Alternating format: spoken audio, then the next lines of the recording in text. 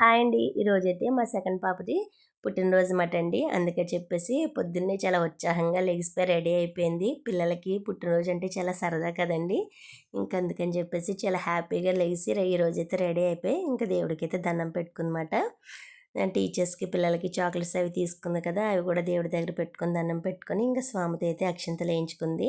ఇంక బర్త్‌డే కదండీ! ఫస్ట్ అయితే తన నోట్లో స్వీట్ అయితే పెట్టారన్నమాట స్వామి. అలాగే మనమాలు కూడా నేను పెడతాను అని చెప్పేసి తను కూడా స్వీట్ పెట్టింది వాళ్ళ అక్కకి. ఇంక తర్వాత అయితే స్కూల్లో పిల్లలకి ఇవ్వడానికి చాక్లెట్స్, బిస్కెట్స్, పెన్స్ అవి తీసుకుందండి. ఇంకా అవన్నీ అయితే సర్దేసుకుందన్నమాట. ఒక బ్యాగ్‌లో పెట్టేసుకుంది. ఇంకా టీచర్స్‌కి ఏమో స్వీట్స్ తీసుకున్నదండి.